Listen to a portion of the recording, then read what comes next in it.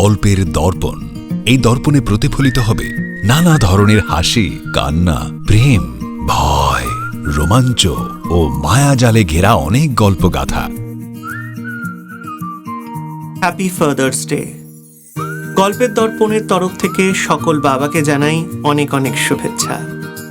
বাবা, যার শিক্ষা ও সংস্কারকে কেন্দ্র করে প্রত্যেকটা সন্তান এগিয়ে চলে তার ভবিষ্যতের দিকে। যখন বাবা বার্ধক্যে পড়ে তখন কি তার প্রতি প্রত্যেকটি সন্তানের অনুরাগ এক থাকে, আনুগত্য এক থাকে, নাকি তাকে ঘাড় থেকে বোঝা নামানোর মতন ফেলে দিয়ে আসে কোনো স্টেশনে বা কোনো বৃদ্ধাশ্রমে? আজকের গল্প হ্যাপি ফাদার্স ডে। কলমে আমি সুপ্রিয় সুদীপ ব্যানার্জি। আসুন গল্পের দর্পণে আমরা সবাই মিলে উপভোগ করি আজকের গল্প হ্যাপি ফাদার্স ডে।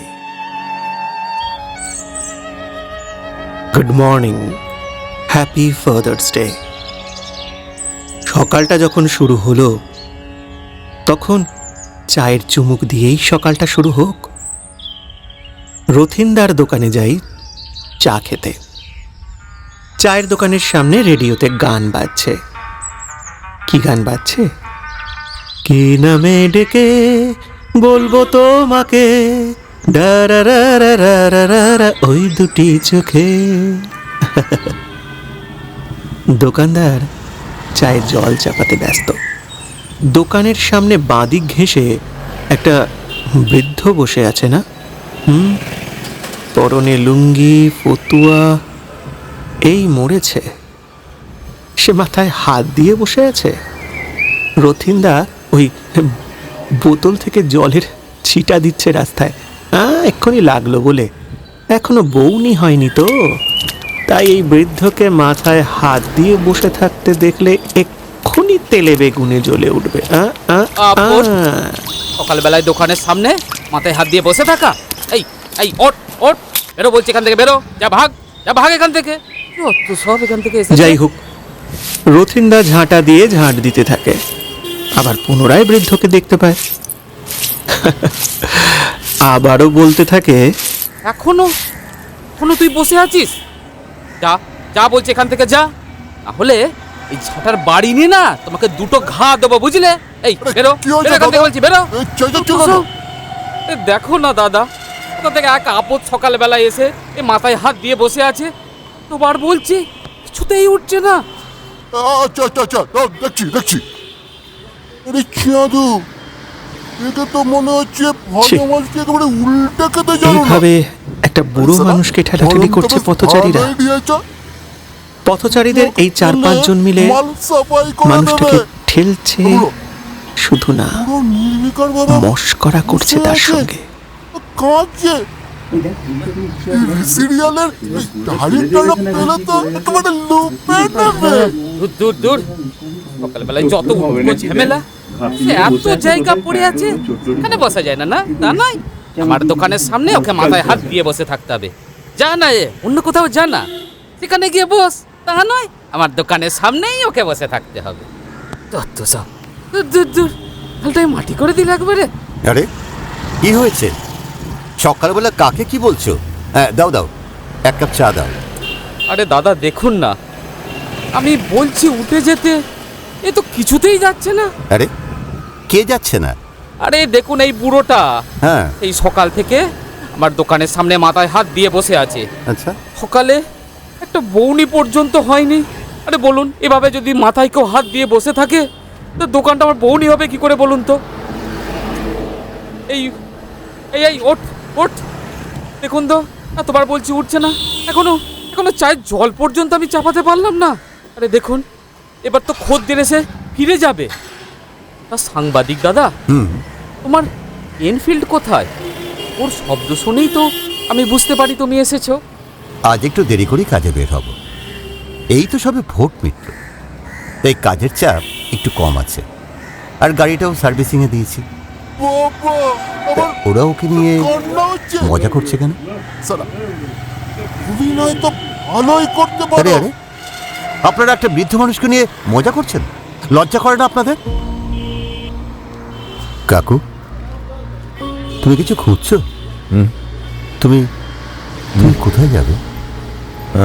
আমি হ্যাঁ। আমি বাড়ির রাস্তা ভুলে গেছি জানো। আমার বাড়ি নিয়ে যাবে গো। তোমার তোমার বাড়ি কোথায় কাকু? আমার বাড়িটা আমি চিনতে পারছি না জানো। ওই, আমায় বাড়ি নিয়ে যাবে গো, বাড়ি। দাদা, আজকালকার দিনে লোককে সচরাচর বিশ্বাস করো না। এই রাস্তাঘাটে চারধারে অভিনেতার 6 লাভ, আড়াল পেলেই হয়তো ছুরি বসাবে বা মাথায় নল ঠেকাবে। এই তো সেদিন আমার দোকানেই এক বাইরের খরিদ্দার এসে এমন কাহিনী শোনালো, কি বলবো আপনাকে। এক ভদ্রলোক এক অন্ধ লোককে বাড়ির পথে এগিয়ে দিতে গিয়েছিল।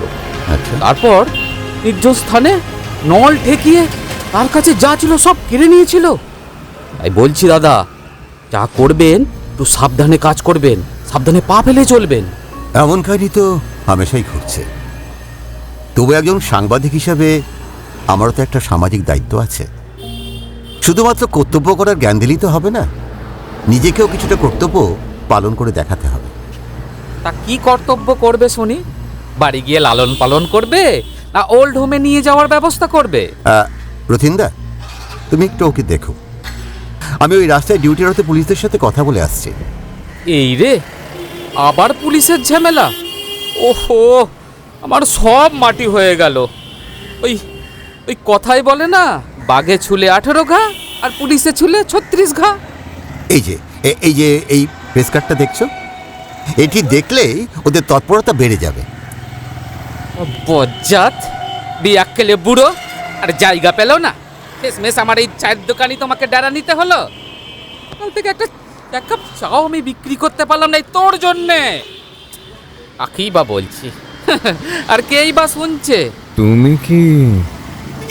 তুমি কি আমাকে কিছু বললে? তো সব আমার কপালে জুটেছে। উনি কি আমার বাড়ির লোককে ডাকতে গেলেন? ওই উনি পুলিশ অফিসার নিয়ে আসছেন। জানি না এরপর আর কি ঘটবে। যদিও ওই পুলিশ অফিসার আমার চেনা লোক, কিন্তু সুযোগ পেলে ওরা কিন্তু কাউকে ছাড়ে না।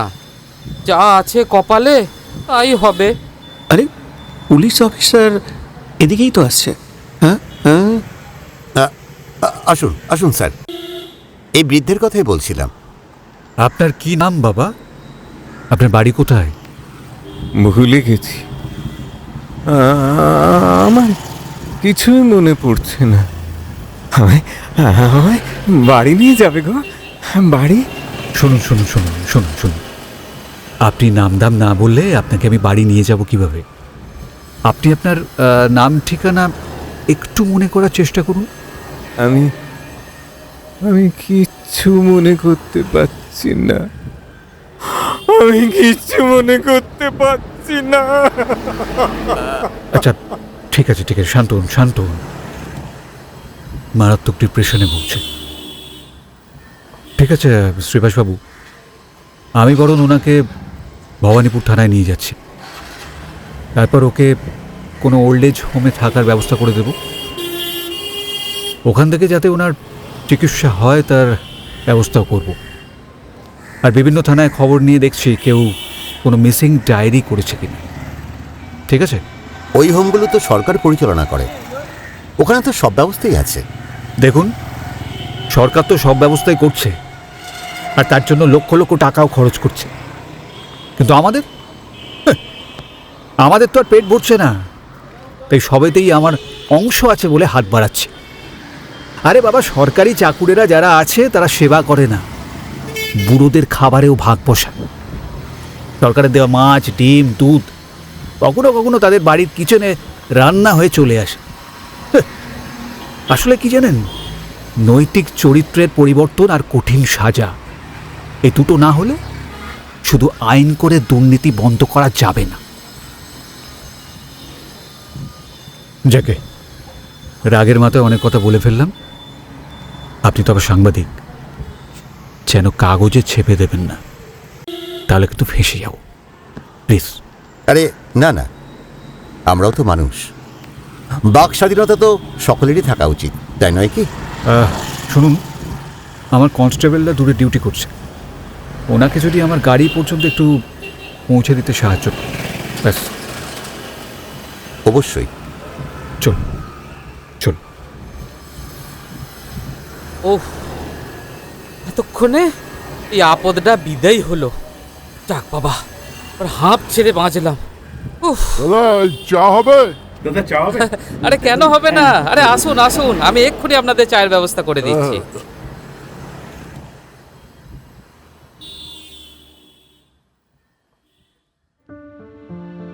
চায়ের দোকান ছেড়ে এবার শ্রীবাসের বাড়ির দিকে পা বাড়াই।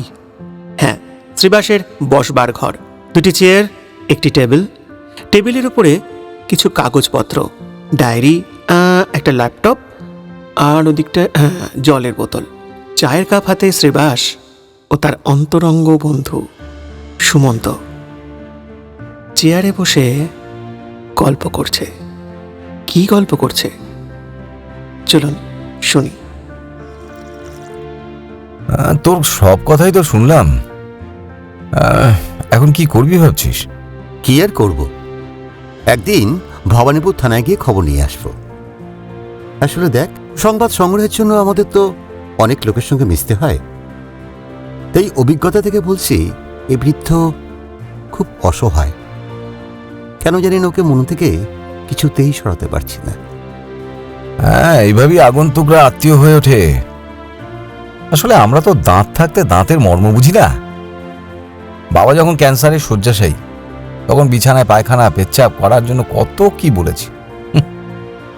হয়তো কর্তব্য করেছি, কিন্তু তার যন্ত্রণাটা বুঝতে পারিনি, বা বুঝতে চাইনি বলতে পারিস।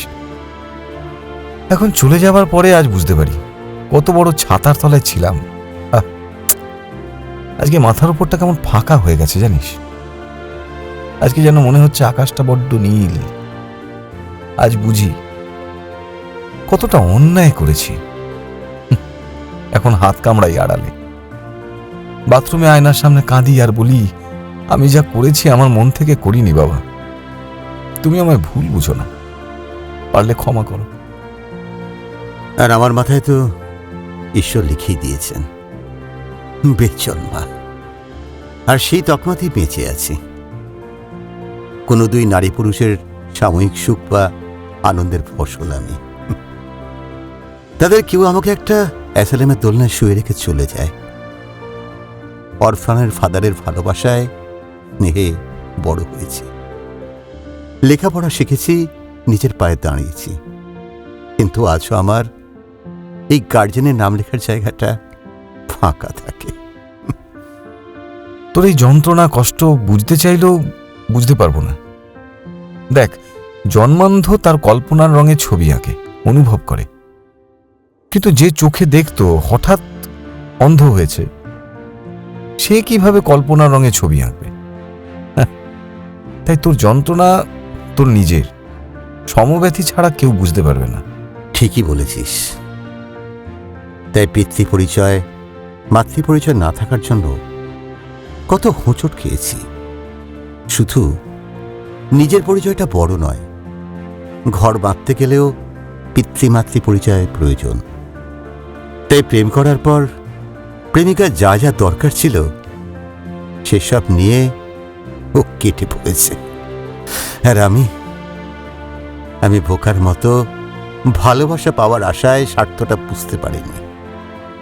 তার পিছন পিছন ঘুরেছি আর ভেবেছি যদি একটু চেঞ্জ হয়। আজ মনে হয় আমার ভালোবাসার রাজপ্রাসাদে ইসুতি রাত ঘুমড়ে কাঁধে। দেখ দেখ, জীবনে অনেক ঠকেছি, আর ঠকেছি বলেই অনেক কিছু শিখেছি। হয়তো আবার ঠকব। ওই বুড়ো তোর মাথায় জাঁকিয়ে বসেছে। তা কি করবি ভাবছিস? ওকে ওর ঘরে পৌঁছে দেব, এটাই টার্গেট। কাল কাজের চাপ নেই, তাই কালই যাব ভবানীপুর থানায়। আরে আরে 11টা বেজে গেছে। চল, এই কাজে বেরোতে হবে। আমি স্নান করতে চললাম, আর তুই তো আজ বের হচ্ছিস না, তাই তো? তাহলে যাওয়ার সময় তোকে নামিয়ে দিয়ে যাব, ঠিক আছে? একটু অপেক্ষা কর।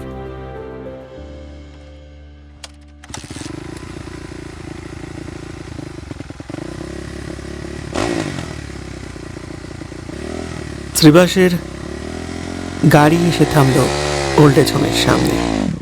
ওল্ড এজ হোমের অফিসে একটি টেবিল, দুটি চেয়ার, পাশে একটি বেঞ্চ। টেবিলে কিছু ফাইলপত্র আছে, খবরের কাগজ, একটা পেন স্ট্যান্ড আর একটা পেপার ওয়েট। আর টেবিলে বসে আছেন অফিসার, মানে বড়বাবু। ওই তো শ্রীবাস এসে গেছে। কি বলে শুনি? আরে, অফিসটা একেবারে ফাঁকা। এখানকার ম্যানেজারবাবু কোথায় গেলেন? আমি ওনাকে ফোন করেছিলাম। উনি জানিয়েছেন যে উনি বিশেষ কাজে বাইরে গেছেন, তবে আমাদের কোনো অসুবিধা হবে না, উনি সব ব্যবস্থা করে গেছেন। তাহলে ওই বৃদ্ধের সাথে দেখা হবে না? আরে কেন হবে না, আমি সব ব্যবস্থা করে রেখেছি। আপনি বসুন, আমি ওনাকে নিয়ে আসছি। তবে ওই মুকুটে একটা রত্ন জুটেছে। ব্যাপারটা ঠিক বুঝলাম না তো। উনি ছিলেন রাস্তায়, তোমার দৌলতে ঠাঁই পেল হোমে। এখন তুমি ওনাকে বাড়ি নিয়ে যেতে চাইছো, তাহলে আর কি। আপনি বেশ রসিক মানুষ তো, খুব ভালো বলেছেন। পুলিশের চাকরি করি বলে কি সবসময় রামগুরুদের ছানা হয়ে থাকবো নাকি? আরে রসবোধকে তো আর বিসর্জন দিইনি। দাঁড়াও, আমি ওনাকে নিয়ে আসি। আচ্ছা আচ্ছা, আচ্ছা আচ্ছা। বড়বাবু বেশ ভালো লোক, কিন্তু ইচ্ছে থাকলেও উপায় নেই। মাথার ওপর সেই নেতা মন্ত্রী অথমার অযোগ্যের মেলবন্ধন। শ্রীবাসের মনে মনে কথা ভাবতে ভাবতে অফিসার ওই বৃদ্ধকে নিয়ে এলেন ঘরের ভেতর। তারপর সাবধানে, আপনি এই বেঞ্চটাতে বসুন। বসুন। তুমি আমায় নিতে এসেছো? কাকু, কাকু আমায় চিনতে পেরেছ? হ্যাঁ বাবা, হ্যাঁ। তুমি আমাকে তো দোকান থেকে এখানে পাঠালে। হ্যাঁ কাকু। আপনার কি কিছু মনে পড়ছে? আমি বিভিন্ন থানায় খোঁজ নিয়েছি, কিন্তু সপ্তাহখানেকের মধ্যে কেউ মিসিং ডায়েরি করেনি। আমার একটা বাড়ি আছে জানো, বাড়ির রাস্তাটা ভুলে গেছি।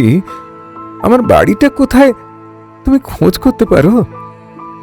আপনার নাম? আমার নাম কুন্তল ব্যানার্জি। হ্যাঁ, মনে পড়ছে। আমার দুই ছেলে, প্রসূন আর প্রশান্ত। ওদের বিয়ে হয়ে গেছে। আমার নাতির নাম সৃজিত আর নাতনি ববি। হ্যাঁ, বড় ছেলে এক ছেলে কৌশিক। আমার কিন্তু কেমন যেন সব গুলিয়ে গেছে। শুধু এইটুকুনি মনে আছে। একটা ট্রেন, আমি স্টেশনে বসে আছি, আমার হাতে অনেকগুলো সিঙ্গাড়া। একটা ট্রেন ছেড়ে চলে যাচ্ছে।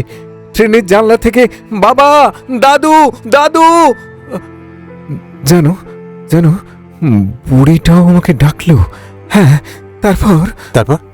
তারপর তারপর সব ধোঁয়া হয়ে গেল। আর জানি না। এটা কি মানুষ? এই ছেলেদের মানুষ করার জন্য আমরা প্রাণপাত করে দিচ্ছি। যত দিন যাচ্ছে মানুষের কদর্য রূপ যেন আরো বেশি করে প্রকাশ পাচ্ছে। থানায় যে কত অদ্ভুত আর নৃশংস কেস আসে তা বলে শেষ করতে পারবো না। শ্রীবাসবাবু, আপনার কাগজপত্র সব তৈরি, আপনি ওনাকে নিয়ে যেতে পারেন। দেখুন, এতদিন বাবা মায়েরা ছেলেদের অ্যাডাপ্ট করে শুনেছি বা দেখেওছি, কিন্তু ছেলে বাবাকে অ্যাডাপ্ট করে এই প্রথম দেখলাম। তাই আমি সেই কাজে একটু সহায়তা করেছি মাত্র। আর প্রয়োজন হলেই ফোন করবেন। অবশ্যই। চলুন। হ্যাঁ চলুন, চলুন কাকু, এবার আমার বাড়িতে।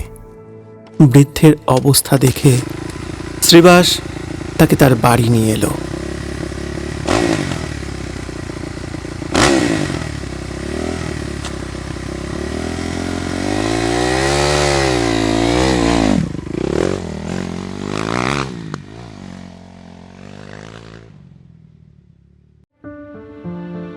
এখন শ্রীবাসের ঘরের চৌকির ওপর বসে আছেন বৃদ্ধ। শ্রীবাস হাতে খাবারের প্যাকেট নিয়ে এলো বৃদ্ধের কাছে। বৃদ্ধ বললেন,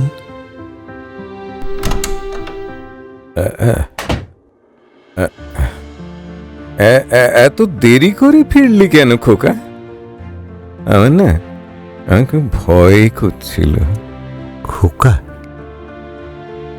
তুমি আমাকে খোকা বলে ডাকলে?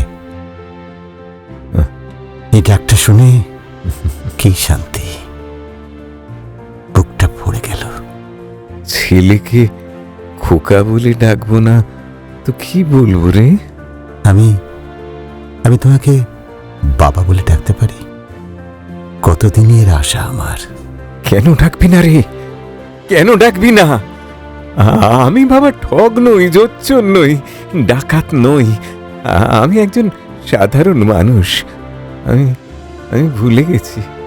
আমাকে বিশ্বাস করো। বাবা, বাবা, বাবা, কি খাবে বাবা?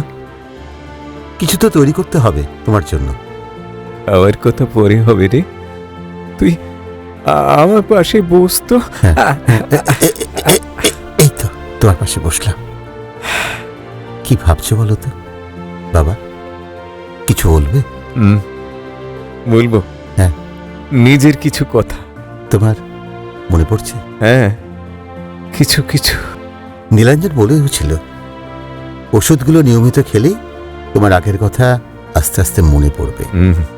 তার মানে ওষুধ রেসপন্স করছে। বলো বলো, কি বলবে? আমি সব কথা শুনবো। অনেক দিন পর আজ আমার মনের ভেতরটা হালকা লাগছে রে খোকা। রাতে তো আমার ঘুম হতো না। কখনো স্টেশনে, কখনো গাছতলায়, কখনো দোকানে। কোনোদিন খাবার জুটতো, কোনোদিন জুটতো না। লোকে গালাগালি দিত, তাড়া করত। কখনো কখনো মনে হতো আমার কেন এই জীবন রাখা? কিসের জন্য বেঁচে আছি? কার জন্যে? কার জন্যে? তখন মাঝে মাঝে হাওড়ার ব্রিজের উপর থেকে নিচের জলটা, হ্যাঁ, গঙ্গার দিকে তাকাতাম। ভেতর থেকে কে বলতো, ঝাঁপিয়ে পড়, ঝাঁপি। শেষ করে দে নিজেকে। হ্যাঁ, আমি শেষ করে দেব নিজেকে। আর তখনই দূর থেকে বাবা, দাদু ডাক শুনতে পেতাম। আর পারতাম না গো খোকা, আর পারতাম না। তুমি মরবে কেন বাবা? আমি তো আছি, আমি তো চেষ্টা করছি কোনোভাবে যদি তাদের সন্ধান পাই। কিছু মনে পড়েনি তোমার? আমার যেন মনে পড়ছে আমি ছাত্র পড়াচ্ছি। ছাত্র মাস্টার মশাই? স্কুলটা কিছু একটা বিদ্যা মন্দির। কোথাকার বিদ্যা মন্দির? বিদ্যা মন্দির? ঠিক আছে, ওকে ওকে, আমি ঠিক বের করে নেব। আর তো আমার কিছু মনে পড়ছে না রে বাবা। ঠিক আছে ঠিক আছে, তোমাকে জোর করে কিছু মনে করতে হবে না, তাতে ক্ষতি হবে। আমাকে তো বেরোতে হবে বাবা। তোমার জন্য কিছু খাবার অর্ডার দেওয়া আছে, ওরা এখানে দিয়ে যাবে। তুমি খেয়ে নিতে পারবে তো? হ্যাঁ হ্যাঁ, পারবো। আর একটা কথা বলবো? হ্যাঁ বলো না। আমি এখানেই থাকি, কেমন? তুমি বাইরে থেকে তালা দিয়ে যাও। আমার না ভয় করে, আমি যদি আবার হারিয়ে যাই। আমি তোমার কিছু নেব না। হ্যাঁ, তোমার কোনো জিনিসে হাত দেব না। কেন কেন কেন হাত দেবে না? এটা তো তোমার বাড়ি। আমার বাড়ি? হ্যাঁ বাবা, এই নাও ওষুধগুলো খেয়ে নাও তো। এই না, এই জলটা নাও। হ্যাঁ ধরো।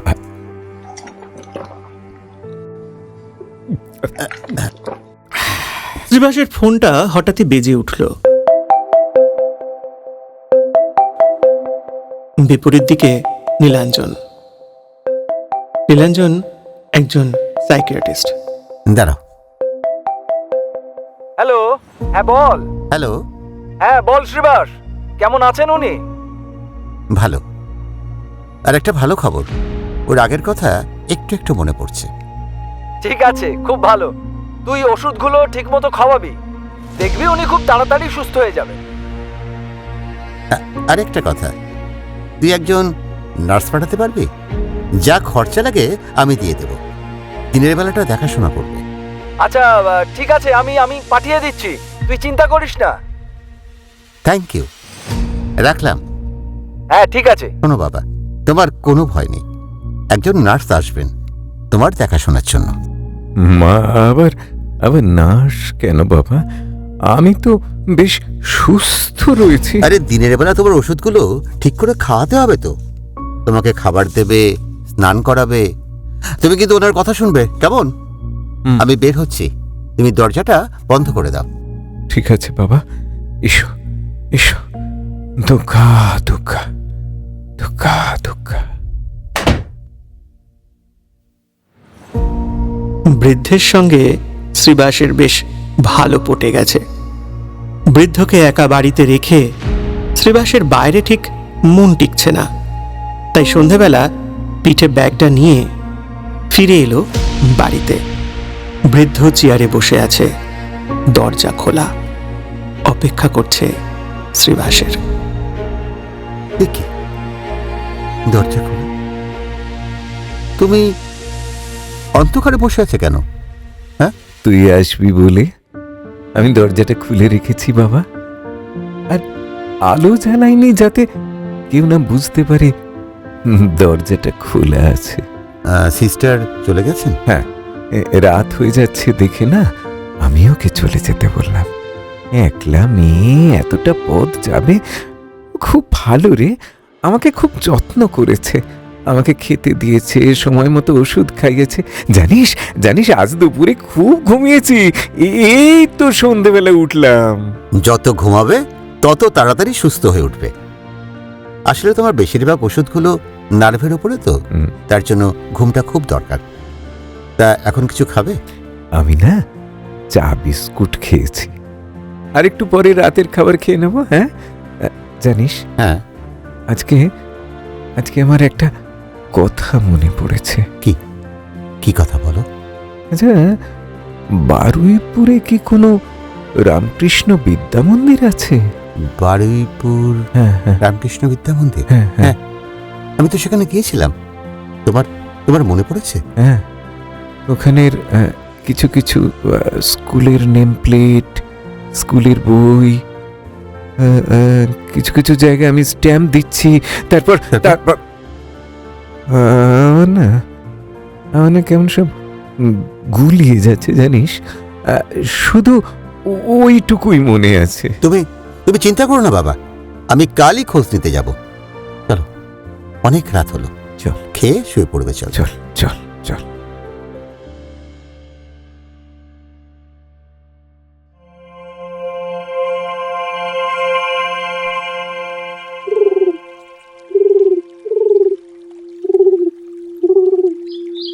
চলুন এবার বারুইপুর রামকৃষ্ণ বিদ্যা মন্দিরে। সেখানে হেডমাস্টার মশাইয়ের সঙ্গে আজ শ্রীবাস দেখা করতে যাবে। তাই হেডমাস্টারের কক্ষটা কিরকম? দুটো চেয়ার, টেবিল, কিছু খাতাপত্র। হেডমাস্টার একটি রেজিস্টার সারছেন। হঠাৎ করে একটা বাইকের শব্দ। ওই তো শ্রীবাস নেমে আসছে বাইকটাকে স্ট্যান্ড করে। May I come in sir? Yes, come in. আপনি? আমি একজন সাংবাদিক। আমার স্কুলে সাংবাদিক কেন? কেউ কি কিছু ইনফর্ম করেছে? আপনি বসুন, উত্তেজিত হবার কিছু নেই। আমি আমার এক বিশেষ কাজে আপনার সাহায্য চাই। আমি একটু বসতে পারি? অবশ্যই বসুন, বলুন আপনাকে কি সাহায্য করতে পারি? স্যার, আপনার নাম? আমার নাম সুবিমল বসু। আপনি? আমি শ্রীবাস। কুন্তল ব্যানার্জি কি আপনাদের বিদ্যালয়ে শিক্ষকতা করতেন? হ্যাঁ, উনি ইংরেজির শিক্ষক ছিলেন, খুব ভালোই ইংরেজি পড়াতেন। উনি অবশ্য অবসর নিয়েছেন। আচ্ছা। আমার সঙ্গে ওনার খুব ভালো সম্পর্ক ছিল। উনি তো প্রায় 2 বছর হলো নিখোঁজ। ব্যাপারটা যে কি ঘটেছিল তা আজও আমার কাছে রহস্য। উনি এখন আমার কাছে আছেন। বাহ, ওনার খোঁজ পাওয়া গেছে? হ্যাঁ, এ তো খুব ভালো খবর। ওনার বাড়ি তো খুব কাছেই। চলুন না, আপনাকে নিয়ে যাচ্ছি। হ্যাঁ স্যার, আপনাকে একটা কথা বলি। বলুন বলুন। আপনি কিন্তু ওনাদের বাড়ি গিয়ে কোনো কথা বলবেন না, যা বলার আমি বলবো। অবশ্যই। আপনি এমন ভাব দেখাবেন যেন কিছুই জানেন না। ঠিক আছে, চলুন এখন যাওয়া যাক।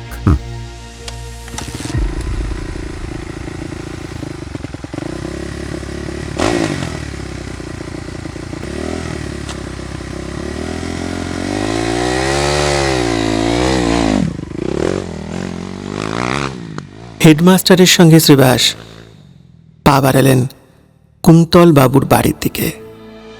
মাস্টার মশাই কলিং বেলের সুইচটা টিপলেন। কে কে কে? দাঁড়ান দাঁড়ান, দরজা খুলছি। কি চাই? আরে রবিমল বাবু, কিছু বলবেন? ইনি আপনাদের সঙ্গে দেখা করতে এসেছেন। ও আমি শ্রীবাস। আচ্ছা, আপনার বাড়িতে কেউ কি নিখোঁজ হয়েছে? তুমি তুমি জানলে কি করে? আমি তার ঠিকানা জানি। ও তাই?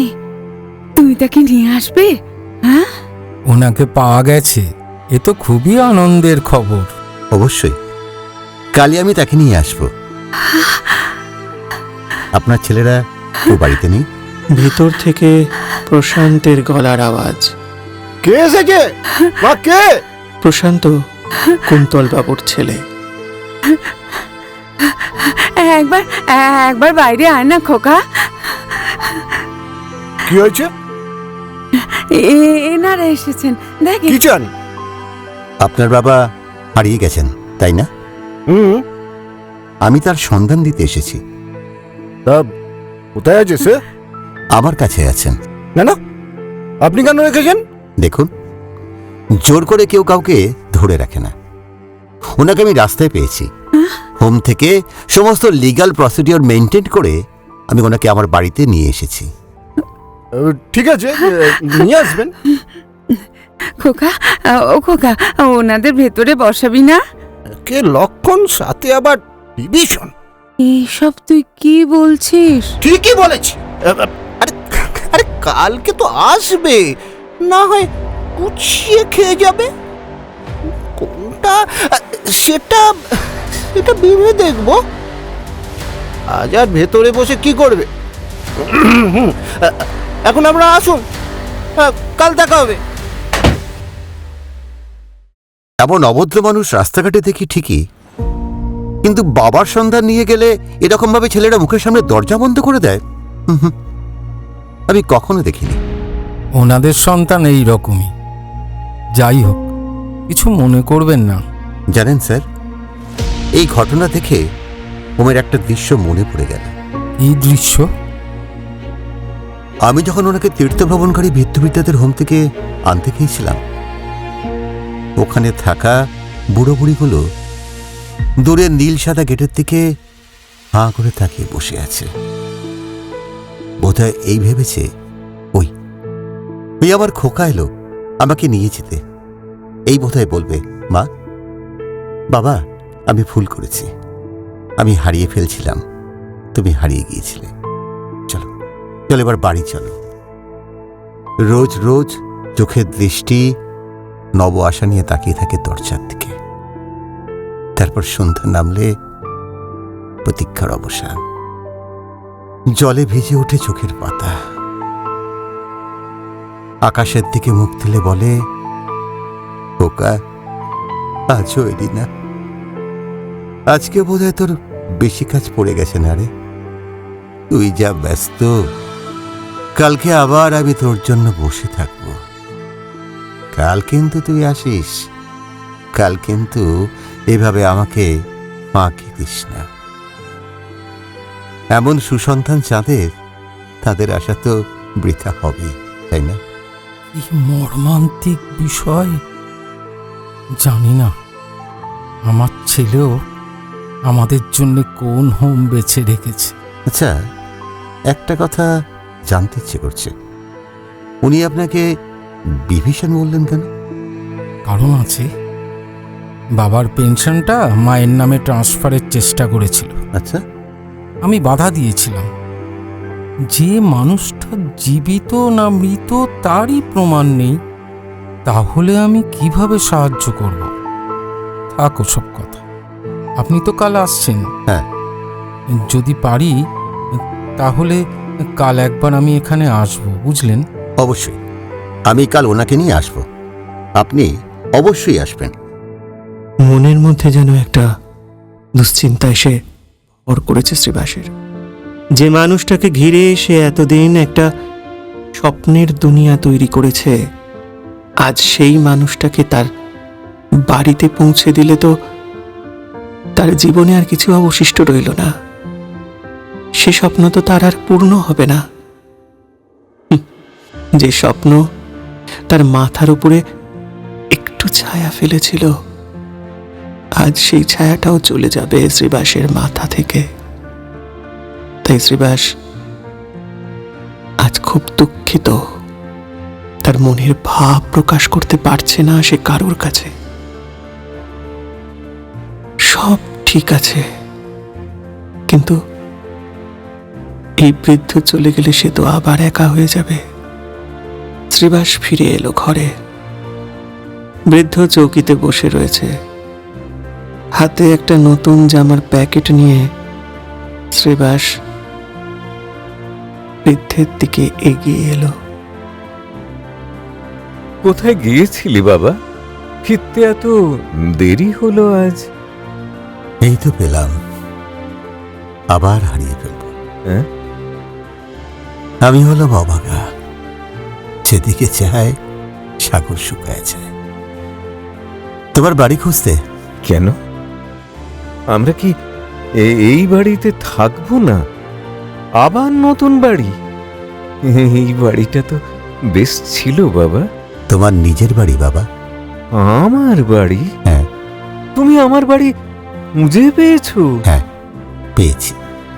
তোমার কষ্ট হবে না আমি চলে গেলে? হ্যাঁ, খুব কষ্ট হবে। আমি জানি তুমি আমায় কতটা ভালোবাসো। তোমরা কেন এরকম হও? আমাকে তোমার ছেলে করে দেখো না বাবা। তোমার ছেলে, ছেলের বউ, গিন্নি, তার সঙ্গে আমার দেখা হয়েছে। তাই বুঝি? হ্যাঁ। আচ্ছা আচ্ছা, বলো তো, আমার বউটা কাঁদছে, চোখের তলায় কালি পড়ে গেছে না যেন। ওর মুখটা আমার ঠিক মনে পড়ছে না, দেখলে হয়তো মনে পড়বে। তোমার স্কুলে গিয়েছিলাম। আচ্ছা। তুমি তো ইংরেজির মাস্টার ছিলে। স্কুলের বর্তমান হেডমাস্টার তো তোমার শুভাকাঙ্ক্ষী। হয়তো হবে, আমার কিছু মনে নেই। খোকা, আমি কাল যাব, তুই নিয়ে যাবি আমায়? নিয়ে যাব বলেই তো বললাম। জানো বাবা, কাল তুমি ঘর পাবে, আর আমার ঘরটা, ছাদটা আবার শূন্য হয়ে যাবে। এই শূন্যস্থানটা হয়তো আমার স্মৃতি হয়ে আমার জীবনে থেকে যাবে। খোকা, তুমি তোমার সন্তানদের ফিরে পাবে, এটাই সবচেয়ে বড় আনন্দের কথা। আমিও তো তোমার এই কদিনের ছেলে। এই কদিনের ছেলে হয়েই আমি তোমার পরিবারকে খুঁজে পেয়েছি। এটা কি কম আনন্দের? খোকা, বাবা, বাবা।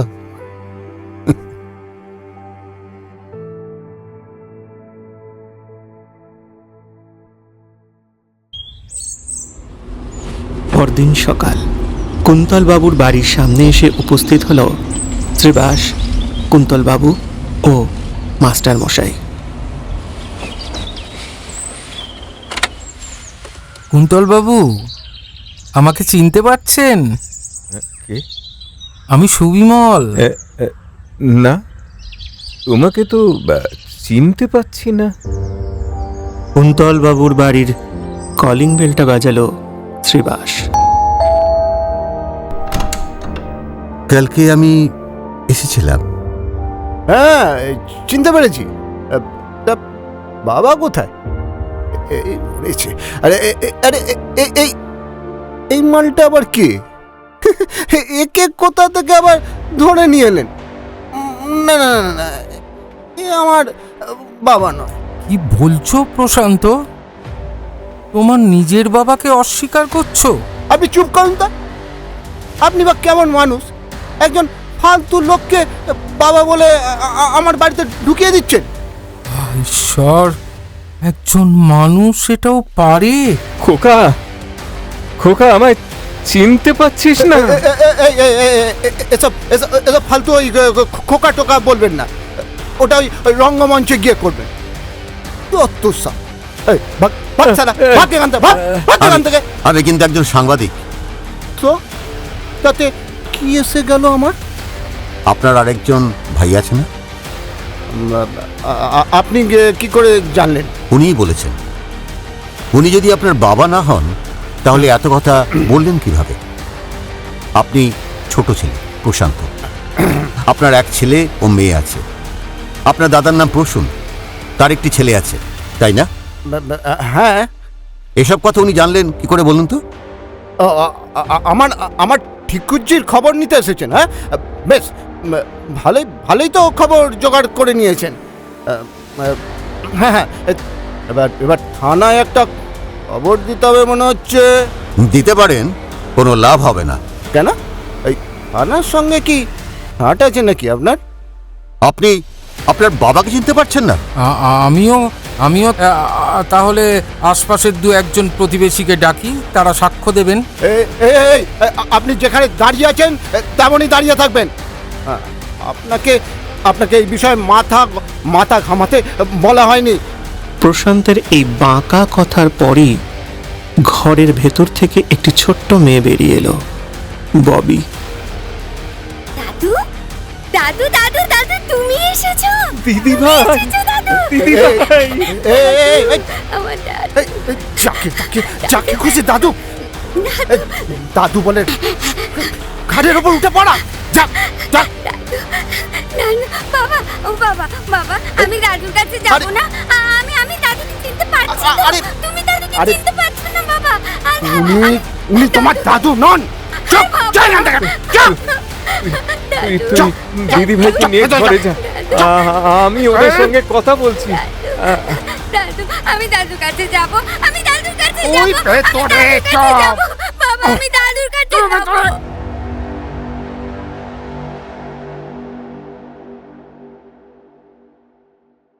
আমায় চিনতে পারছো? আমি তোমার স্বামী। আমার সিঁদুর অক্ষয় আছে,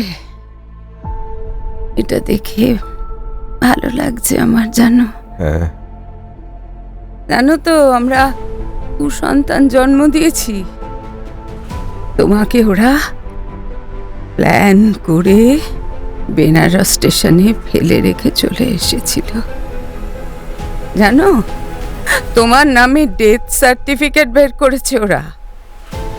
ওদের কাছে তুমি মৃত। কিন্তু আমি তো বিধবা সাজিনি গো।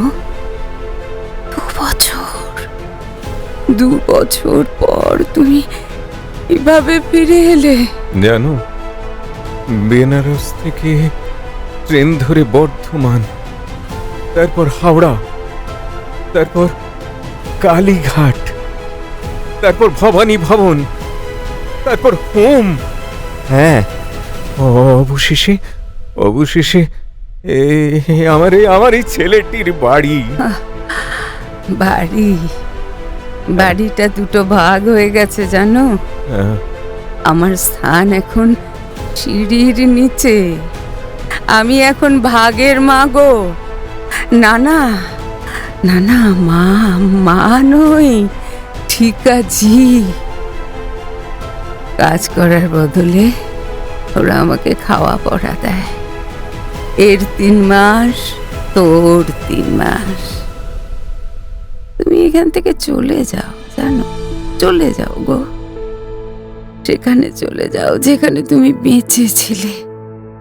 আর আমি তো বেঁচেও মরে আছি। আমি যে মরতে পারছি না গো। মা, মা, আমি শ্রীবাস। আমি ওনাকে বাবা বলে ডেকেছি। তোমাকে কি মা বলে ডাকতে পারি? আমার একটা ফ্ল্যাট আছে, তাতে 2টো কামরা আছে। তুমি যাবে? তুমি যাবে আমার সঙ্গে মা? আমার ঘরে তোমার জায়গা হবে। তুমি থাকবে তোমার স্বামীর সঙ্গে। বলছো বাবা? বাবার মতো তুমি আমাকে খোকা বলে ডাকবে। যাবে? যাবে মা? চলো গো, চলো। আর কেন? একে দেখার কেউ নেই গো। ওদের তো সংসার গুছিয়ে দিয়েছি, তাই না? আমাদের কাজ ফুরিয়ে গেছে।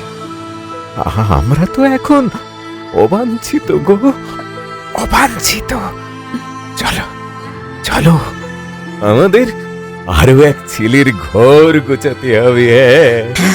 আমরা সবাই একই ছাদের তলায় থাকবো, একসঙ্গে।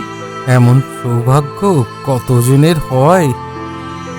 সিঁড়ির তলার ঘর থেকে না হয় শ্রীবাসের 2 BHK ফ্ল্যাটে শিফট হয়ে যান।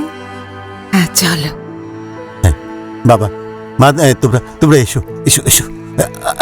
আমি তোমাদের মাঝখানে দাঁড়াই। বাবা, বাবাকে আমার ফেরত দিতে হয়নি, উপরন্তু মা পেলাম। আর আমি অনাথ নই।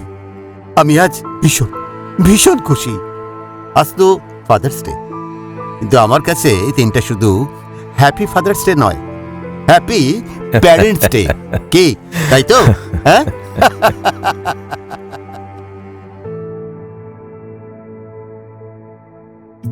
আজকের মতো গল্পের দর্পণের সময় শেষ।